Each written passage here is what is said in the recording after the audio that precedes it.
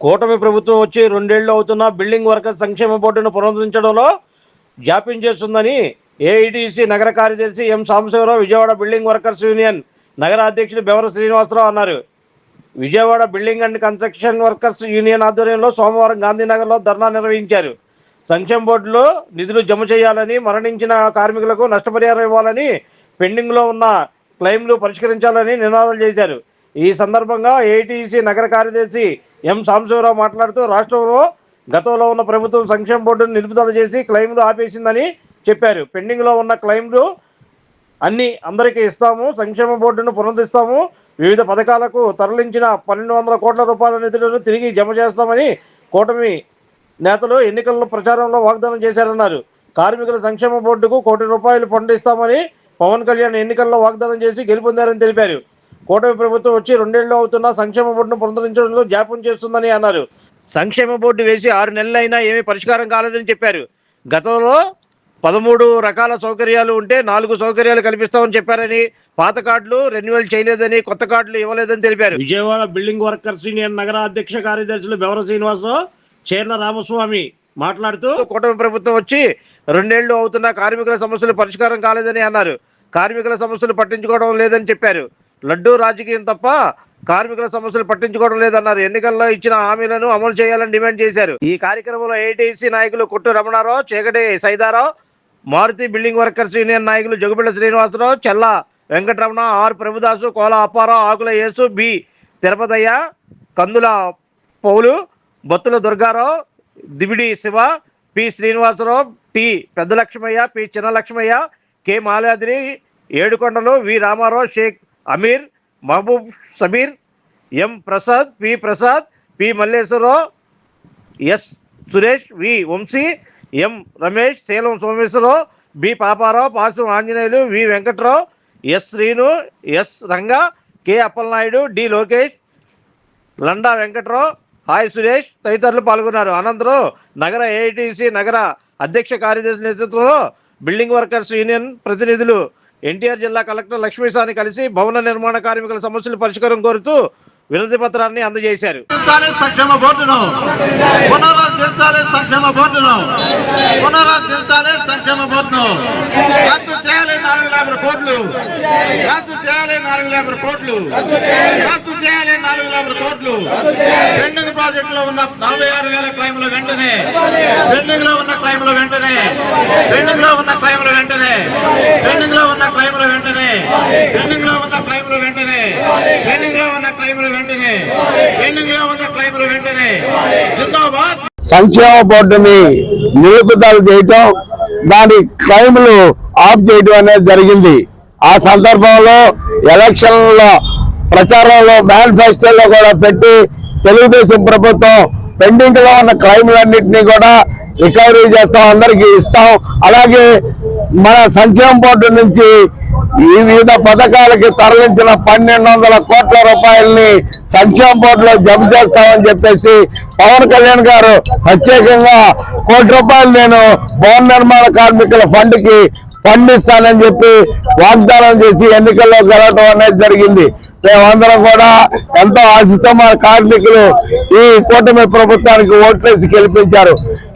గెలిచిన తర్వాత 2 సంవత్సరాలు అవుతున్నా సరే ఈ ప్రభుత్వం నిమ్మక నీరెత్తినట్లుగా సంక్షేమ బోర్డును పునరుద్ధరించడంలో జాప్యం చేస్తున్న తరుణంలో మేము అనేక దఫాలుగా అనేక ఉద్యమాలు చేసినప్పుడు కూడా ఫలితం లేని పరిస్థితుల్లో హైకోర్టును ఆశ్రయించి హైకోర్టులో పిటిషన్ వేయడం జరిగింది. హైకోర్టు నుంచి ఈ సంక్షేమ బోర్డును పునరుద్ధరించాలని, వాళ్ళకి పెండింగ్ లో ఉన్న క్లైమ్లన్నీ క్లియర్ చేయాలని, ఈ సంక్షేమ బోర్డు నుంచి తరలించిన వేలాది కోట్ల రూపాయల ధనాన్ని మళ్ళీ సంక్షేమ బోర్డుకి జమ చేయాలని చెప్పేసి కోర్టు తీర్పు ధర్మల సంక్షేమ బోర్డుకి ఒక ప్రెసిడెంట్ ని, ఒక కార్యనిర్వాహక అధ్యక్షుడిని వేస్తూ ప్రకటించడం జరిగింది గవర్నమెంట్. అయినప్పటికీ కూడా ఈ బోర్డు వేసి 6 నెలలు అవుతున్నా సరే ఏమీ పరిష్కారం కాలా. ఈ పరిస్థితుల్లో ఏంటంటే మేము రాష్ట్ర వ్యాప్తంగా సంతకాలు సేకరించి ప్రభుత్వానికి అలాగే లేబర్ ఆఫీసర్లకి ఇవ్వడం జరిగింది. దీన్ని అంశమైన తర్వాత ప్రభుత్వం సంక్షేమ బోర్డును ప్రకటించింది. దాంట్లో ఏంటంటే గతంలో 13 రకాల సౌకర్యాలు ఉంటే 4 రకాల సౌకర్యాలు ఇస్తామని చెప్పేసి ప్రకటన చేశారు. కానీ ఆ జీవో కింద లేబర్ ఆఫీసులకు రాలేదు. మా కార్డులు రెవెన్యూలకు కానీ కొత్త కార్డులు ఇవ్వడానికి కానీ ఆస్కారం లేకుండా ఉన్న పరిస్థితుల్లో ఇవాళ ఏంటంటే ప్రభుత్వానికి మేము ఒక విన్నపం మీ ద్వారాగా తెలియజేయదలుచుకున్నాం. సంక్షేమ బోర్డును అయితే పునరుద్ధరించారు.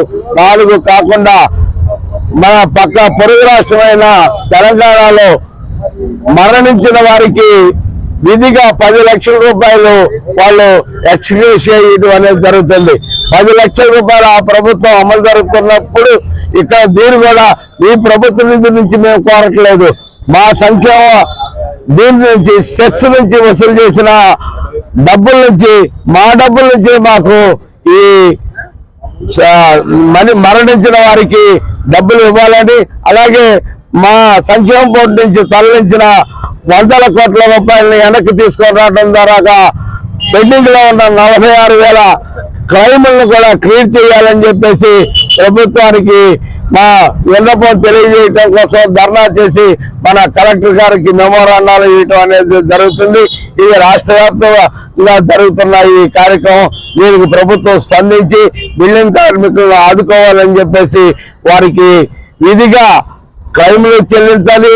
అలాగే మరణించిన వారికి 10 లక్షల రూపాయలు ఇవ్వాలని చెప్పేసి డిమాండ్ చేస్తూ మీ ద్వారాగా ప్రభుత్వానికి తెలియజేస్తున్నాం. నా పేరు ఎం సాంబశివరావు, ఏఐటీసీ నగర ప్రధాన కార్యదర్శి, విజయవాడ బిల్డింగ్ వర్కర్ యూనియన్ నగర అధ్యక్షులు. కూటమి ప్రభుత్వం ఏర్పడిన తర్వాత ఈ సంక్షేమ బోర్డు ముందు వాళ్ళ అధికారం రాకముందు వాళ్ళ సంక్షేమ బోర్డు పునరుద్ధరిస్తామని చెప్పని అన్నారు. మరి పునరుద్ధరించకపోగా మరి అనేక రకాలుగా కార్మికులకు మేము మేలు చేస్తామని చెప్పని అన్నారు. ఎక్కడ కూడా అధికారంలోకి వచ్చిన తర్వాత మేలు చేయకపోగా ఈ రోజు రాష్ట్రం మొత్తం కూడా కార్మికుల సమస్యలు కానీ ఇతర సమస్యలు కూడా పట్టించుకునేటువంటి కూటమి ప్రభుత్వం తిరుపతి లడ్డూ గురించి కూడా చాలా దారుణంగా మాట్లాడుతున్నారు. ఈనాడు హిందూ మనోభావాలు దెబ్బతీస్తున్నామని చెప్పని అంటున్నారు. కానీ ఈ రోజు కూటమి ప్రభుత్వమే హిందూ మనోభావాలు దెబ్బతీసే విధంగా ఉంది. ఒక పక్క కార్మిక శాఖ మంత్రి వాసంశెట్టి సుభాష్ గారు కూడా మరి ఆయన కూడా కార్మిక శాఖ మంత్రిగా ఉండి మరి కార్మికులకు న్యాయం చేస్తామని చెప్పని అన్నారు.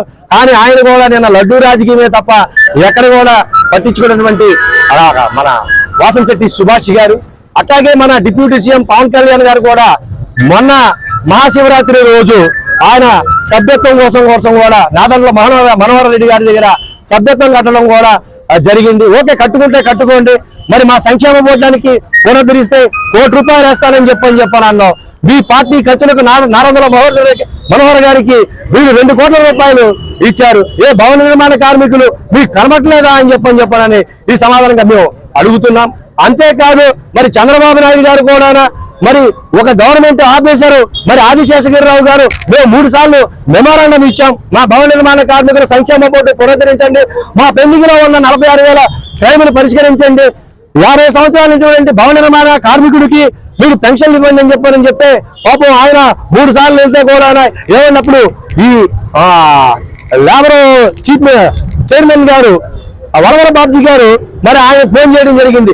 వెంటనే కూడా మాది లేబర్ ఆఫీసులు కూడా స్పందించి మరి భవన నిర్మాణ కార్మికులు సమస్యలు పరిష్కరించాలని చెప్పని ఆయన చెప్పడం జరిగింది.